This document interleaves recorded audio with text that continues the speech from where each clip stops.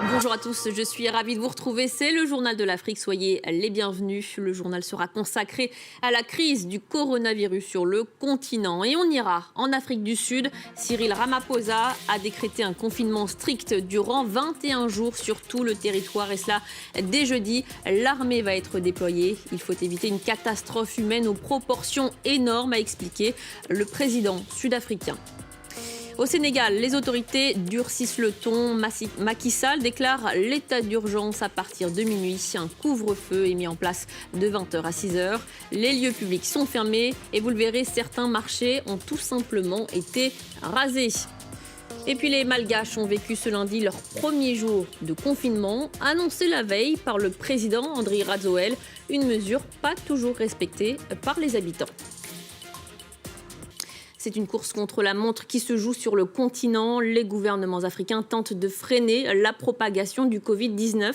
Selon un dernier bilan, on dénombre plus de 1620 personnes testées positives. 50 sont décédées des suites de la maladie. Un premier mort a été enregistré lundi au Nigeria ainsi qu'au Zimbabwe.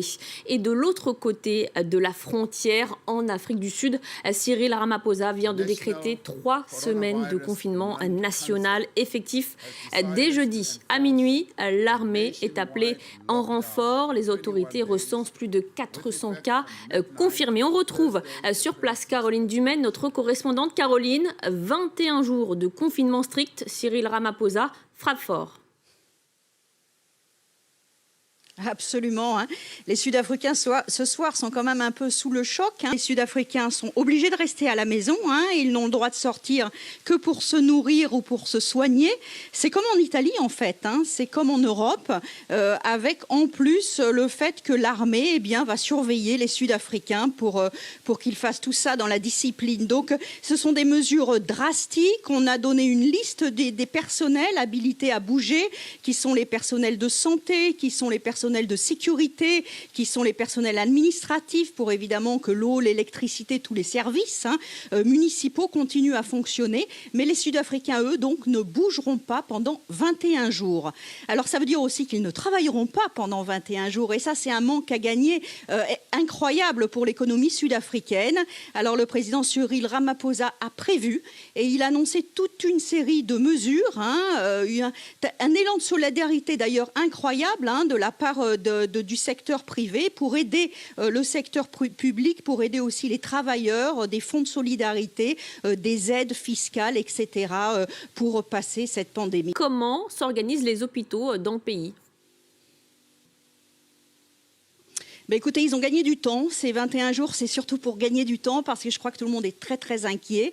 On a bien conscience ici que le personnel médical n'est pas formé, qu'il n'est surtout pas équipé. Il n'y a pas suffisamment de masques, il n'y a pas suffisamment de gants, il n'y a pas suffisamment de respirateurs, il n'y a pas suffisamment de lits, il n'y a même pas suffisamment de soins intensifs et il n'y a même pas suffisamment d'hôpitaux. Quand on parle aux experts, ils sont très, très inquiets et c'est pour ça qu'il faut absolument gagner du temps parce que en plus d'un système hospitalier qui est fragile, on a aussi une population extrêmement vulnérable, et le président l'a rappelé, une population qui est séropositive, à 20% des adultes sud-africains sont séropositifs, une population touchée par la tuberculose, par la malnutrition, par la pauvreté. Donc il y a quand même une grande inquiétude ici en Afrique du Sud par rapport à cette pandémie. C'est pour ça que les mesures urgentes sont ici comprises très facilement par les Sud-Africains. Merci Caroline pour vos précisions depuis le Cap. Et dimanche, c'est le président Andry Rajoelina qui a ordonné le confinement des Malgaches dans la capitale et à Toamasina, plus à l'est. Un confinement pas toujours respecté. Récit de ce premier jour de confinement à Tananarive avec notre correspondante Gaëlle Borgia. Je me trouve devant un véhicule blindé de l'armée malgache. Des véhicules comme celui-ci, il y en a plusieurs stationnés dans la capitale. Ceci pour un effet dissuasif, pour éviter les pillages alimentaires et aussi pour faire respecter le couvre-feu de 20h à 5h du matin tous les jours durant les 15 prochains jours. Cela donne une impression de siège dans la capitale puisqu'il est très rare de voir des véhicules militaires stationnés dans la ville. La première difficulté des autorités, c'est de retrouver 18 cas suspects qui viennent de France et et qui était censé être placé en quarantaine, mais dont on n'a plus la trace à l'heure où je parle. L'autre difficulté, c'est de confiner des dizaines de milliers de Malgaches extrêmement pauvres qui n'ont pas d'autre choix que de sortir de chez eux pour trouver de quoi se nourrir. J'ai parlé à certains d'entre eux ce lundi et ils m'ont dit qu'ils ont peur évidemment du coronavirus, mais qu'ils n'ont pas le choix et s'ils ne sortent pas de chez eux pour travailler, ils pourraient mourir de faim. À l'ouest du continent, cette fois au Sénégal, Macky Sall déclare l'état d'urgence à partir de minuit. Un couvre-feu est mis en place de 20h à 6h et la circulation pourra être restreinte dans les régions. C'est ce qu'a annoncé le président sénégalais avec 67 cas déclarés. Les autorités craignent une diffusion massive du virus. En plus de la fermeture des frontières et des lieux publics, certains marchés informels ont tout simplement été rasés. Le récit de Nicolas Germain. Dans le quartier de la Médina, à Dakar, les bulldozers sont entrés en action. Ce marché informel a été détruit. Les autorités ont aussi désinfecté la zone. La mairie avait par le passé déjà évoqué l'idée de raser ce marché, mais la présence du coronavirus dans le pays, avec plus de 60 cas, a accéléré le processus. Une décision qui divise les habitants de la Médina. C'est l'occasion pour le faire, mais ce n'est pas le corona. Parce qu'il l'avait dit depuis avant. Mais le coronavirus, comme il est arrivé, ils ont profité de l'occasion pour le faire. Mais ce n'est pas le corona d'origine. Moi, je suis pour. Il faut que le quartier soit propre. Les gens doivent vivre dans un environnement propre. Sinon, la propagation du coronavirus, c'est très facile, avec les saletés. Le Sénégal est l'un des pays d'Afrique de l'Ouest avec le plus de cas. La municipalité a défendu sa décision. C'est la question de désencombrement qui a posé certains problèmes à contester. Il faut faire la différence entre les opérations de désencombrement qui ont mené et les opérations de désinfection d'envergure qui sont exécutées par les autorités et qui sont fortement appréciées par les populations. Le président Macky Sall a interdit les rassemblements depuis le 14 mars. Le gouverneur de Dakar, lui, a fermé jeudi les mosquées. Mais des prières collectives ont malgré tout été organisées dans plusieurs quartiers vendredi. Le Rwanda avait déjà pris des mesures de précaution avant même l'arrivée du virus sur le territoire. Malgré cela, 19 personnes ont été testées positives au virus. Les autorités ont donc décidé de réduire drastiquement les déplacements, comme nous l'explique notre correspondant à Kigali, Simon Wolfart. Plus personne ne circule au Rwanda sans motif valable. Les autorités décrétaient hier 2 semaines de confinement de la population, tout juste 7 jours après la détection du premier cas de Covid-19 sur le territoire. 7 jours durant lesquels les mesures se sont enchaînées. Arrêt des vols internationaux, fermeture des écoles, des universités, des lieux de culte, jusqu'à la fermeture des frontières et la mise en place dimanche dernier du confinement. Seuls les déplacements essentiels comme l'achat de nourriture sont donc autorisés. Le centre-ville de Kigali est donc totalement vide, plus une trace de ces taxis-motos qui fourmillent d'ordinaire dans les rues. Hier, certains Rwandais montaient dans les derniers bus en direction des différents districts du pays pour rejoindre leur famille. Mais aujourd'hui déjà, la gare routière est déserte. Il n'est en théorie plus possible de circuler entre les villes, mais dans les quartiers les plus populaires, ce confinement semble plus difficile à appliquer et la circulation y est pour le moment presque normale. En bref et en images, le gouvernement algérien impose un couvre-feu dans la capitale Alger. Interdiction de sortir entre 19h et 7h du matin dans la wilaya de Blida. Un confinement total va être appliqué dès mardi pour une durée de 10 jours. Tout rassemblement de plus de 2 personnes sont interdits à travers le territoire. En Libye, un couvre-feu nocturne a été annoncé dimanche par le gouvernement d'union nationale basé à Tripoli. Les restaurants, les cafés et les salles de fête sont désormais fermés. Les mariages et les cérémonies funéraires sont interdits. L'ONU appelle les belligérants à une pause dans les combats pour faire face à la situation sanitaire et garantir l'accès à l'aide humanitaire.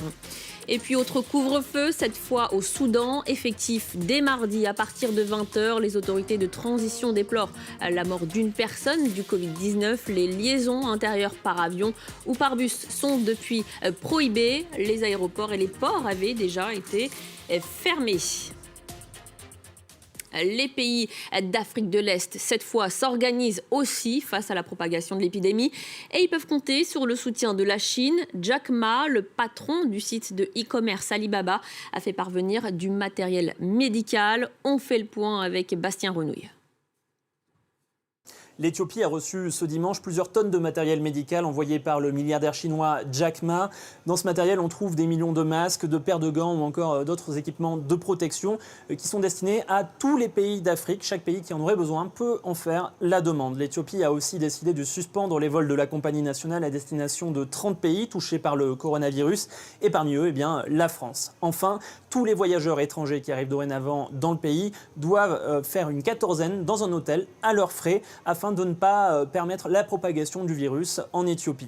Le Kenya, pays voisin, a décidé des mesures similaires. Tous les voyageurs étrangers arrivant dans le pays et tous les voyageurs kenyans doivent s'isoler durant 14 jours dans des hôtels. Là aussi, le Kenya qui, à partir de ce mercredi, suspend tous les vols venant de l'étranger. Plus aucun voyageur venant de l'étranger ne pourra arriver par avion au Kenya.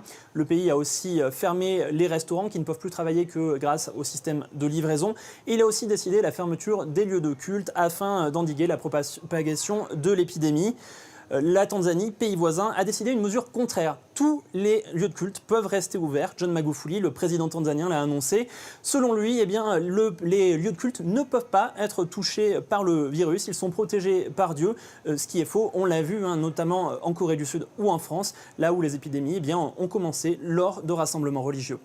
Et voilà pour cette page consacrée à l'épidémie de coronavirus. Avant de refermer ce journal, un mot des violences qui ont éclaté à Conakry après le double scrutin qui s'est tenu dimanche. Des heurts et plusieurs morts. Quelques 5 millions d'électeurs étaient appelés aux urnes pour élire leurs députés, mais aussi se prononcer sur le projet de nouvelle constitution. Un référendum rejeté par l'opposition qui voit un moyen pour le président Alpha Condé de briguer un 3e mandat. Écoutez ces réactions des autorités et de l'opposition. Nous avions enregistré au niveau des hôpitaux légalement habilités, c'est-à-dire qui ont des morgues, à recevoir des victimes, 4 victimes. Après le communiqué, dans la soirée d'hier, dans la nuit, une 5e victime a été enregistrée et nous avons eu la confirmation exacte par le directeur général de la police nationale qu'à Zérékoré, il y avait également eu une victime. Il y a au moins un accident et une mort par AVC. Ça, c'est clair, c'est net. Les autres, on ne s'avancera pas. Ce qui se passe en Guinée est tout simplement désastreux.